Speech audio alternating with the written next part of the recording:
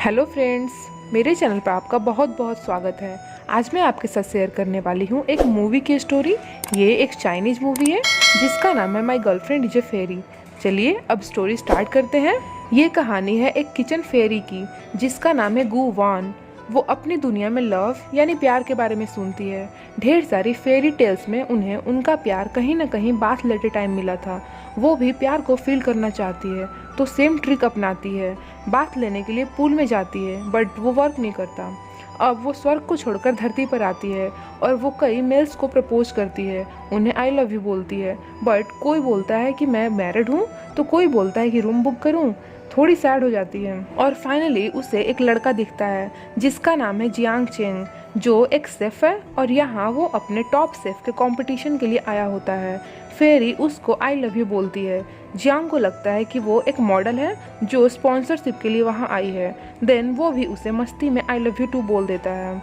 भले ही जियांग ने मजाक में उसे आई लव यू टू बोला था बट इस बात को वो सीरियसली ले लेती है और बहुत खुश हो जाती है। आगे हमें दिखाया जाता है कि जियांग और बाकी के कैंडिडेट्स का टॉप शेफ के लिए कंपटीशन स्टार्ट होता है। सब अपनी अपनी कुकिंग में लग जाते हैं। जियांग भी कुकिंग कर रहा था।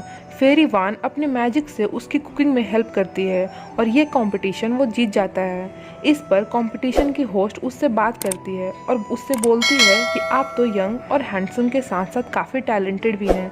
आपके पीछे तो कई सारी लड़कियां होंगी। जियांग बोलता है ऐसी कोई बात नहीं है, मैं सिंगल हूँ। तभी वहाँ पर जितनी भी गर्ल्स होती हैं सब एक साथ उसे आई लव यू बोलने लगती हैं। जियांग स्माइल करता है। ये सब सुनकर फेरी वान को जेलसी होती है और वो गुस्से में स्टेज पर जाकर उससे बोलती है कि तुम झूठे हो, तुमने अभी अभी बोला कि तुम मुझसे प्यार करते हो। इस पर जियांग थोड़ा शॉक्ड वे में रिप्लाई करता है कि मैं भला तुमसे कैसे प्यार कर सकता हूँ, मैं तो तुम्हें जानता भी नहीं। तभी वहाँ गार्ड्स आते हैं और वो फेरी वान को वहाँ से लेकर चले आते हैं। आगे हम देखते हैं कि जियांग फेरी वान से काफ़ी गुस्सा रहता है और उससे बोलता है कि आज तुम्हारी वजह से मैंने अपने 1111 फैंस खो दिया।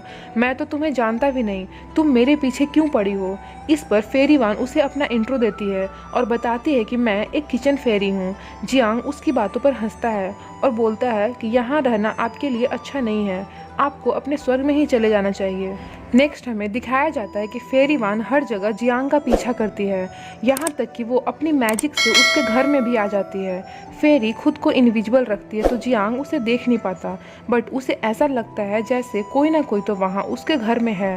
रात के टाइम जब जियांग सोने की कोशिश कर रहा था तो बार बार टेबल लैंप खुद ही ऑफ हो जा रहा था। फेरी इनविजिबल रहती है तो उसे ऐसा लगता है जैसे वहाँ कोई भूत है। वो ब्लैंकेट से अपने फेस को कवर कर लेता है। तभी फेरी उसके पास विजिबल होकर आती है और उससे बोलती है कि आज तुम्हारी वजह से एक सुंदर सी लड़की मर गई, मैं यहाँ तुमसे बदला लेने आई हूँ। जियांग काफ़ी डरा रहता है। वो उससे बोलता है कि मुझे माफ़ कर दीजिए, मैंने जानबूझकर उसे हर्ट नहीं किया, मैं इसके लिए रिपे करने को रेडी हूँ। इस पर फेरी वान कहती है कि ठीक है, देन मैं उस लड़की को जिंदा कर देती हूँ और तुम्हें एक मौका देती हूँ, तुम उसका अच्छे से ख्याल रखना। जियांग ओके बोलता है। तब फेरी वान बहुत खुश हो जाती है और उसके ऊपर से ब्लैंकेट हटा देती है। वो काफ़ी डरा हुआ था बट जब फेरी वान को देखता है तो समझ जाता है कि ये सारा कुछ उसी ने किया है और गुस्से में वो उसे अपने घर से बाहर निकाल देता है। सुबह जब वो सोकर उठता है तो देखता है कि उसके घर का हालत बहुत ख़राब है। सारा सामान इधर उधर बिखरा हुआ है। उसे लगता है जैसे कोई तूफान आया हो। वो हर जगह चेक करता है, फिर चिल्लाता है कि ये सब किसने किया है। तभी वहाँ फेरी वान आ जाती है। जियांग उससे पूछता है कि तुम यहाँ कैसे आई और क्या उसने उसके घर की ये हालत की है। फेरी वान उससे बताती है कि मैंने बोला था ना कि मैं एक किचन फेरी हूँ, तुम ही मेरी बातों पर बिलीव नहीं कर रहे थे। देन वो अपने पावर से सब कुछ पहले जैसा कर देती है।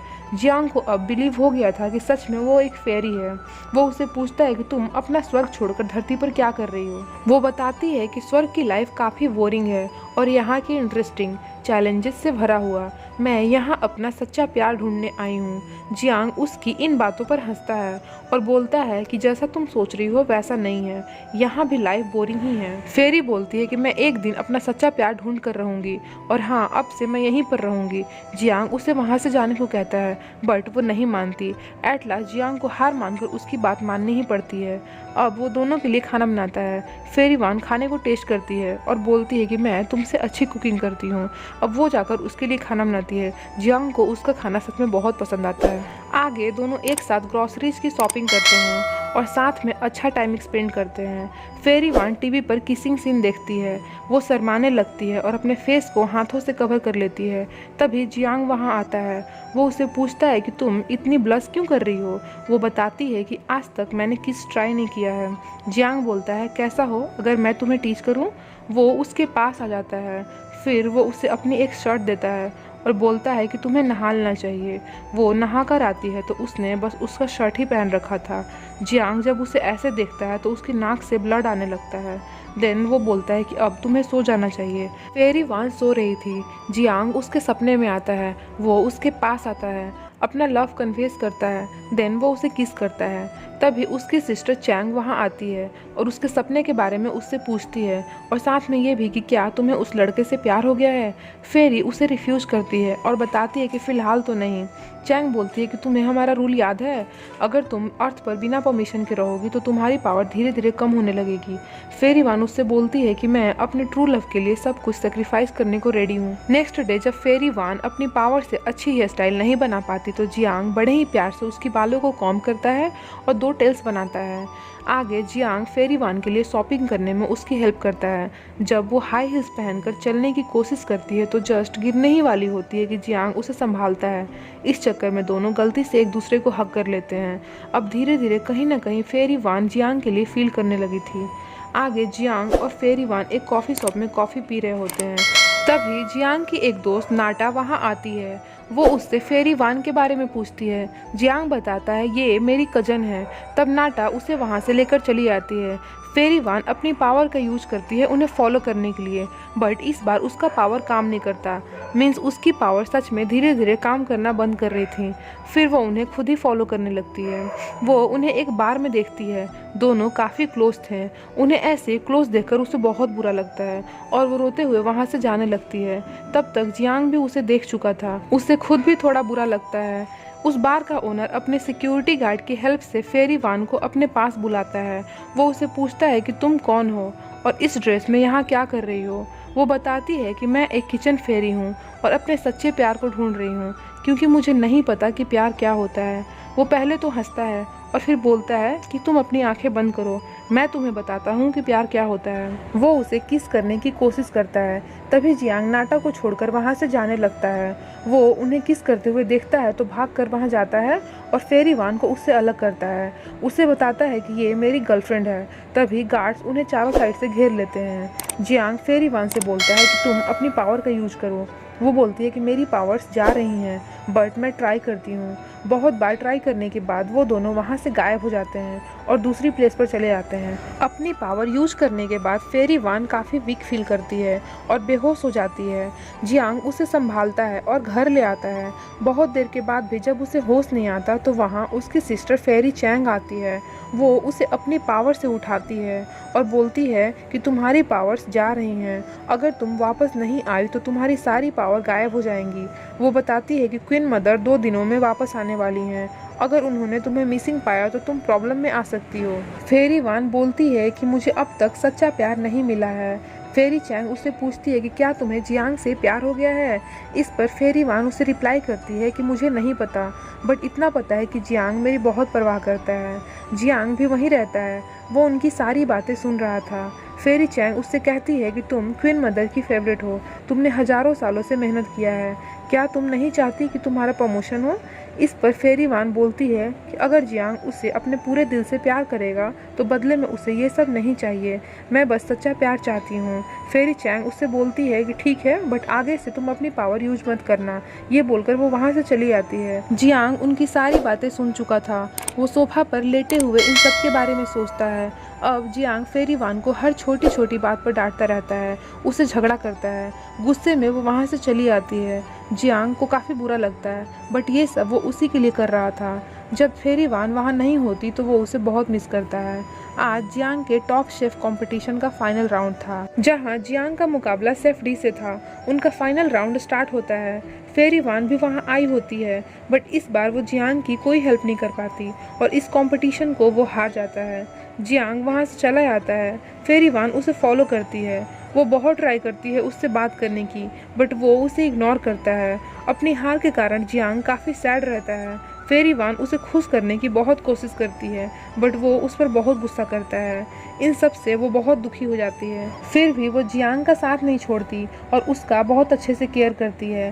फेरी वान बोलती है कि ये तुम्हारे ब्रॉडकास्टिंग का टाइम है, तुम्हारे फैंस वेट कर रहे होंगे। जब जियांग अपनी हार के कारण ऑनलाइन ब्रॉडकास्टिंग करने से मना कर देता है तो वो खुद किचन में जाती है और एक नॉर्मल इंसान की तरह खाना बनाती है और जियांग के फैंस को ब्रॉडकास्टिंग के थ्रू बताती है कि मैं उनकी असिस्टेंट हूँ, ये सारा खाना बनाना मुझे उन्हीं ने सिखाया है। अब वो एक नॉर्मल इंसान की तरह घर की सफाई करती है और अकेली ग्रोसरीज भी खरीदती है। ये सब देखकर जियांग को भी उसकी थोड़ी थोड़ी फिक्र होने लगी थी, वो भी उसकी केयर करने लगा था। आगे फेरी वान फोर्स करके जियांग को शेफ डी के रेस्टोरेंट में ले जाती है। शेफ डी वही हैं जिन्होंने टॉप शेफ का टाइटल जीता था। वहाँ के लोगों से बात करने के बाद उसे पता चलता है कि शेफ डी का खाना बहुत डिलीशियस होता है, जिसे खाने के लिए लोग घंटों लाइन में वेट करते हैं। वो नोटिस करते हैं कि वहाँ खाना बहुत कॉस्टली था और सर्विस भी अच्छी नहीं थी। जब वो खाना टेस्ट करते हैं तो जियांग को वो बहुत टेस्टी लगता है, बट फेरी वान नहीं खाती। जियांग बहुत खुश रहता है और बोलता है कि मैं खुश हूँ कि टॉप शेफ का टाइटल मिस्टर डी को मिला है, वो वाकई डिजर्विंग है। देन फेरी वान बोलती है कि तुम्हें चावल में कोई प्रॉब्लम नहीं दिखी? मुझे चावल एबनॉर्मल लगा। मेरा ख्याल है कि इसकी रेसिपी में मैकॉन सेल भी है। इस पर जियांग शॉक्ड वे में बोलता है कि ये तो वही हानिकारक मसाला है जिसकी लोगों को लत लग जाती है। उन्हें डाउट हो जाता है तो दोनों शेफ डी के अगेंस्ट एविडेंस कलेक्ट करने के लिए उनकी रेस्टोरेंट में जाते हैं।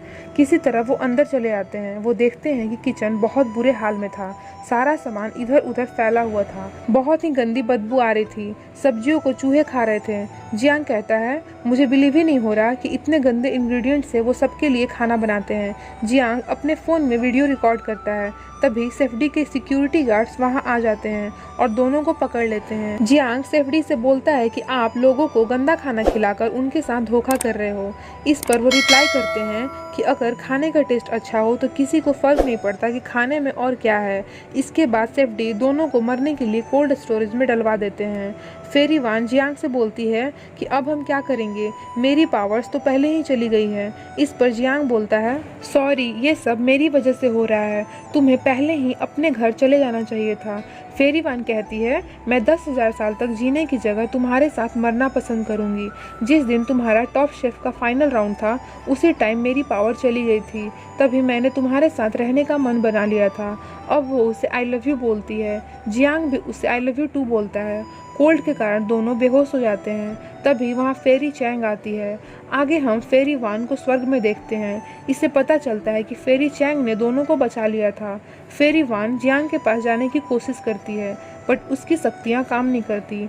तो फेरी चैंग कहती है कि क्वीन मदर को तुम्हारे बारे में पता चल गया है, तो उन्होंने गुस्से में तुम्हारी सारी शक्तियाँ ले ली हैं। अब तुम उनकी परमिशन के बिना यहाँ से कहीं नहीं जा सकती।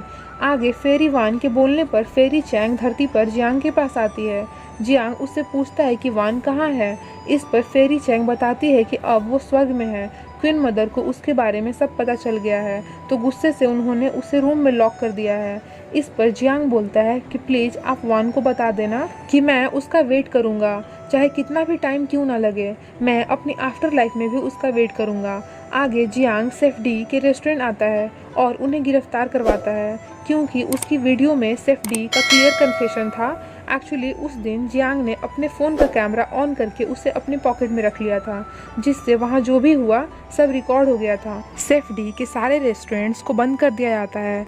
नेक्स्ट जियांग ब्रॉडकास्टिंग के लिए ऑनलाइन आता है, बट आज वो कुकिंग नहीं कर रहा था। वो अपने फैंस से बात करता है और उन्हें बताता है कि कंपटीशन हारने के बाद मैं डिप्रेशन में चला गया था।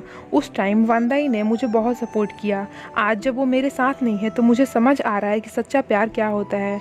ये सब फेरी वान भी देखती है और रोने लगती है। इधर जियांग अपना खुद का रेस्टोरेंट खोलता है। एक लड़की उसके पास आती है और उससे डेट करने के बारे में पूछती है। जियांग बोलता है सॉरी, मेरी गर्लफ्रेंड है। ये सारा कुछ फेरी वान देखती है। तभी वहाँ क्वीन मदर आती है।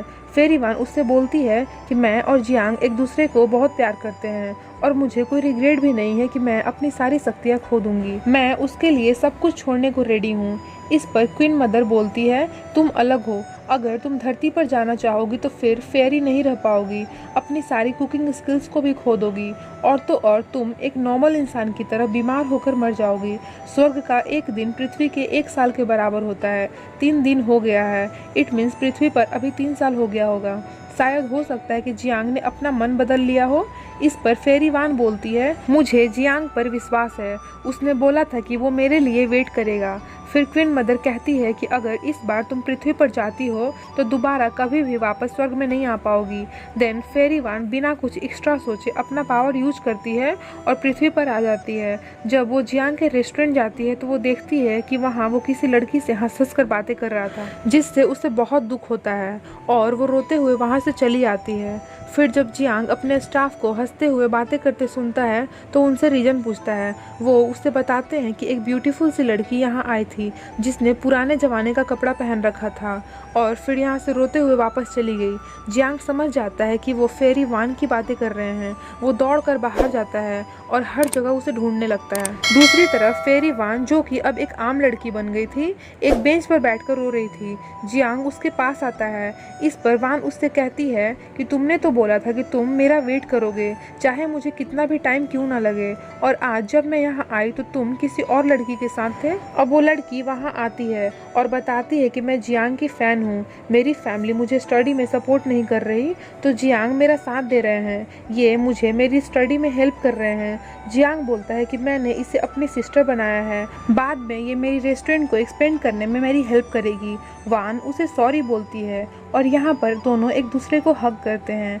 आगे हम वान और जियांग को उनके घर पर देखते हैं। वो किचन में होते हैं। वान कहती है, तुम एक टॉप शेफ हो, अगर लोगों को पता चलेगा कि टॉप शेफ की वाइफ को खाना बनाना नहीं आता तो सब लोग हम पर हंसेंगे। तब जियांग उसको बैक हग करता है और बोलता है कि मैं अपनी पूरी लाइफ तुम्हारे लिए खाना बनाना पसंद करूँगा।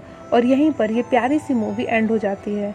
आई होप कि आपको एक फेरी और इंसान की लव स्टोरी पसंद आई हो। अगर हाँ तो आप मेरी वीडियो को लाइक और चैनल को सब्सक्राइब कर दीजिएगा।